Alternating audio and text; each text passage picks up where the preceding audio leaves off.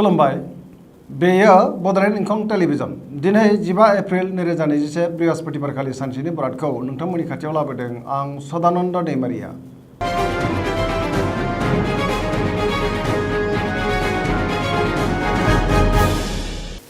सिगां फरायसंनो लादों मेष राशि दिनैनि साना मोजां आरो गाज्रिनि गेजेरजों बाबेनलांगोन। गोसोखौ गोबां गुलुं गुजुं मोनगोन। देहाया दिनै मोजाङै थागोन अब्लाबो जानाय लोंनायाव सांग्रां जानाया गाहाम। रांखावरियाव बारा मोजां नङा। नाङा फाङा खरसाया बांगोन। आरजिनाय धोनखौ दोनथुमनो गोब्राब जागोन। बेफार फालांगियाव गोबां खहा जानांनोबो हागौ। मोननो गोनां धोनखौ दिनै मोननो गोब्राब जागोन। गुबुना थगायनो नाजागोन। सोरबा लोगोनि थाखाय नाङा फाङा जेंनायाव गोग्लैनांनो हागौ। सांग्रां जानाया गाहाम। मावनो लानाय खामानिखौ थि समाव मावफुंनो गोब्राब जागोन। गोसोआव दिनै जिंगा बांगोन। न'खराव बिसि फिसायनि गेजेराव अनलायनाय फैगोन। गुबुनखौ बांद्राय फोथायोब्ला खहा जानांनोबो हागौ। गोसोनि साननायफोरा देबार नांगोन। गुबुननि हेफाजाब लानांगोन। न'खराव बिसि फिसायनि गेजेराव अनलायनाय फैगोन। बिमा बिफानि अननाय आरो बोर मोनगोन। फरायसाफ्रा फरायनायाव गोसो दुंखांगोन आरो मोजां फिथाइ मोननो हागोन। लाइमोनफोरा दिनै गोसोखौ जोबोर रमान्टिक मोनगोन।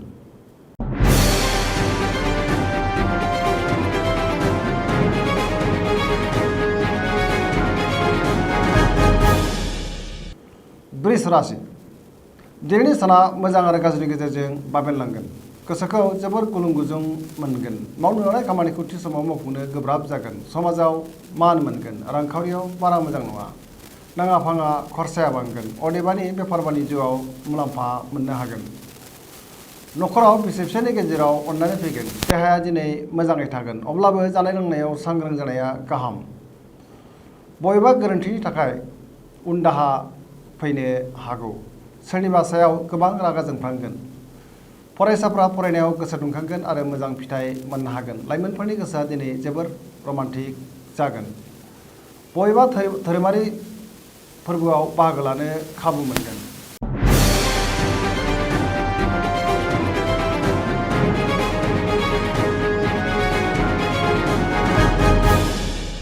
मिथुन राशि दिनैनि साना बारा मोजां नङा। गोसोखौ जोबोर उसुखुथु मोनगोन। देहाया दिनै बारा मोजां थानाय नङा। गगा बायदिसिनाजों खस्थ' मोनगोन। जानाय लोंनायाव सांग्रां जानाया गाहाम। रांखावरियाव जोबोर मोजां होनजायो। आरजिनाय धोनखौ दोनथुमनो हागोन। बेफार फालांगियाव जोबोर मोजां मुलाम्फा मोनगोन। न'खराव अनलायनाय फैगोन। समाजाव दिनै गोबां मान मोनगोन। गोसोनि बोलोआ अदेबानि लोरबांबो जागोन। बिदा फंबायनि हेफाजाब लानांगोन। बिमा बिफानि बोर मोनगोन। गोदान खामानियाव आखाइ हैथ'याब्ला गाहाम। बयजोंबो गोरोबनानै थानो रोंनाय नङा। लाइमोनफोरा जोबोर रमान्टिक जागोन आरो गावबागावनि गोसोनि साननायखौ फोरमायलायनोबो हागोन। फरायसाफ्रा फरायनायाव गोसो दुंखांगोन आरो मोजां फिथाइ मोननो हागोन।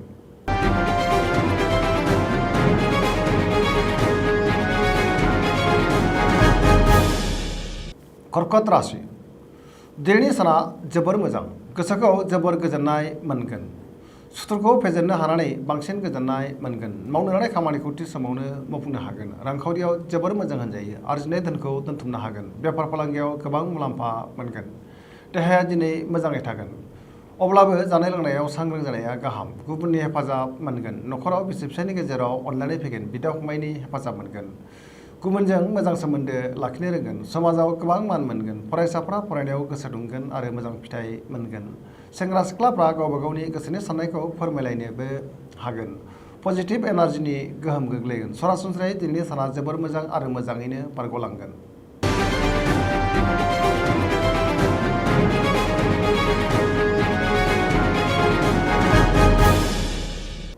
सिंह राशि दिनैनि साना मोजां आरो गाज्रिनि गेजेरजों बाबेनलांगोन। गोसोखौ जोबोर गुलुं गुजुं मोनगोन। माखौबा साननानै दिनै गोसोआ जोबोर गिलुं गिलुं जागोन। बहाबा थांनांगौब्ला सांग्रां जानाया गाहाम। लामा सामायाव जाब्रबथायनि आसा दङ।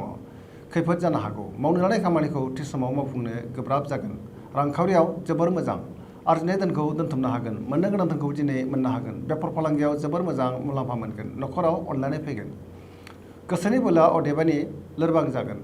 समाजाव मान मोननो हागोन। न'खराव बिसि फिसायनि गेजेराव अनलायनाय फैगोन। लाइमोनफोरनि गोसोआ दिनै जोबोर रमान्टिक जागोन आरो गोसोनि साननायखौ फोरमायलायनोबो हागोन।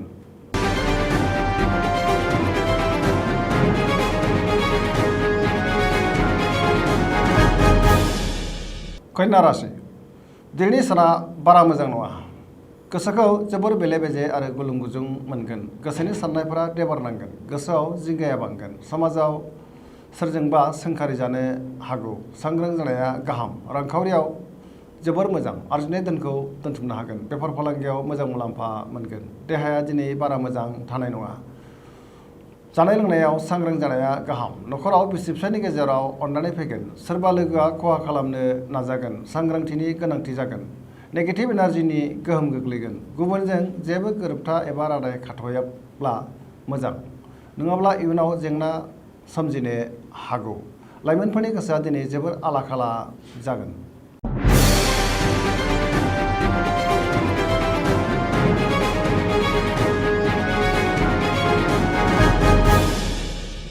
तुला राशि दिनैनि साना जोबोर मोजां। गोसोखौ जोबोर गोजोननाय मोनगोन। गोसोनि साननायफोरा जाफुंगोन। मावनो लानाय खामानिखौ थि समावनो मावफुंनो हानानै बांसिन गोजोननाय मोनगोन। देहाया दिनै मोजाङै थागोन। अब्लाबो जानाय लोंनायाव सांग्रां जानाया गाहाम। रांखावरियाव जोबोर मोजां होनजायो। आरजिनाय धोनखौ दोनथुमनो हागोन। बेफार फालांगियाव मोजां मुलाम्फा मोनगोन। नखराव बिसि फिसायनि गेजेराव अननानै फैगोन। समाजाव मान मोनगोन। गोबां लोगोफोरनि हेफाजाब मोनगोन। गोदान प्रजेक्टखौ दिनै जागायनो हागोन आरो जागायनो खाबुबो मोनगोन। बहाबा दावबायहैनो खाबु मोनगोन। सोरबा लोगोनिफ्राय मोजां खौरां मोनगोन। नखराव बिसि फिसायनि गेजेराव मोजां सोमोन्दो थागोन आरो अननानै फैगोन। गोसोआ दिनै जोबोर रमान्टिक जागोन। फरायसाफ्रा फरायनायाव गोसो दुंखांगोन।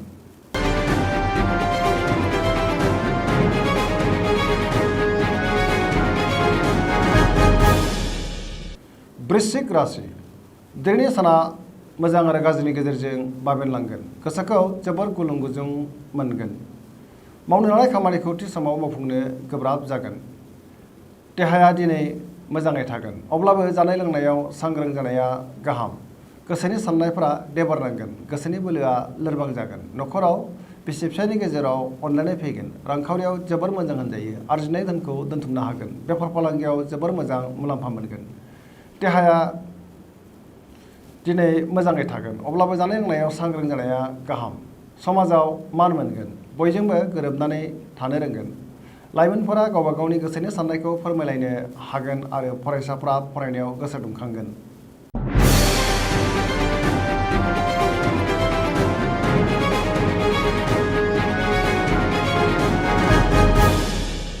धनु राशि दिनैनि साना जोबोर मोजां। गोसोखौ जोबोर गोजोननाय मोनगोन। मावनो लानाय खामानिखौ थि समावनो आरो गोरलैयैनो मावफुंनो हागोन। गोसोनि साननायफोरा जाफुंगोन। समाजाव गोबां मान मोननो हागोन। रांखावरियाव जोबोर मोजां होनजायो। आरजिनाय धोनखौ दोनथुमनो हागोन। बेफार फालांगियाव मोजां मुलाम्फा मोनगोन। देहाया दिनै मोजाङै थागोन। अब्लाबो जानाय लोंनायाव सांग्रां जानाया गाहाम। नखराव अनलायनाय फैगोन। समाजाव बयजोंबो अनसायजागोन आरो मान मोनगोन। बहाबा थाङोब्ला दिनै जोबोर मोजां आरो मोजाङैनो हान्थिनो हागोन। लाइमोनफोरा जोबोर रमान्टिक जागोन आरो गावबा गावनि गोसोनि साननायखौ फोरमायलायनोबो हागोन।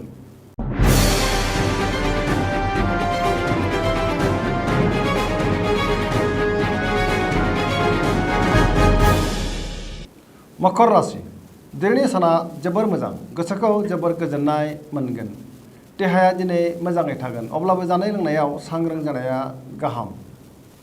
रांखावरियाव जोबोर मोजां होनजायो। आरजिनाय धोनखौ दोनथुमनो हागोन। मोननो गोनां धोनखौबो दिनै मोननो हागोन। बेफार फालांगियाव गोबां मुलाम्फा मोननो हागोन। नखराव अनलायनाय फैगोन। गोसोनि बोलोआ बांगोन। गोबां खामानि मावनो गोसो दुंखांगोन। गोदान खामानियाव आखाइ होनो हागोन। समाजाव मान मोनगोन। लाइमोनफोरनि गोसोआ दिनै जोबोर रमान्टिक जागोन आरो गोसोनि साननायखौ फोरमायलायनोबो हागोन।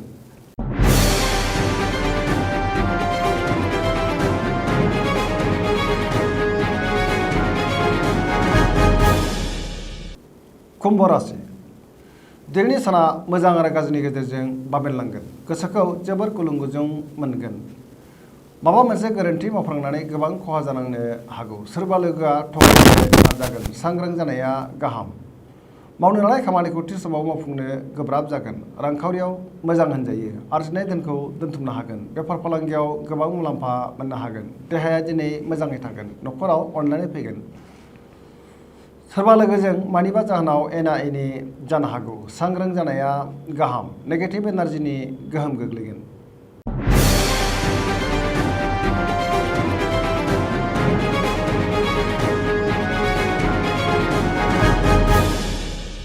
मीन राशि दिनैनि साना जोबोर मोजां गोसोखौ जोबोर गोजोननाय मोनगोन सोरबा गोजाम लोगोजों जानबुङाव रायज्लायनो खाबु मोनगोन सोरबा गोजाम लोगोखौ बहाबा लोगो मोननोबो हागौ गोसोनि बोलोआ बांगोन गावनि गोसोनि साननायखौ गुबुननो फोरमायनोबो हागोन देहाया दिनै मोजाङै थागोन रांखावरियाव जोबोर मोजां होनजायो आरजिनाय धोनखौ दोनथुमनो हागोन मोननो गोनां धोनखौ दिनै मोननो हागोन बेफार फालांगियाव मोजां मुलाम्फा मोनगोन न'खराव अनलायनाय फैगोन जायखि खामानि मावा मानो दिनै मोजाङैनो आरो गोरलैयैनो मावफुंनो हागोन गोसोआ दिनै जोबोर रमान्टिक जागोन सोरबा लोगोनिफ्राय मोजां खौरां फैनो हागौ फरायसाफ्रा फरायनायाव गोसो दुंखांगोन आरो मोजां फिथाइ मोनगोन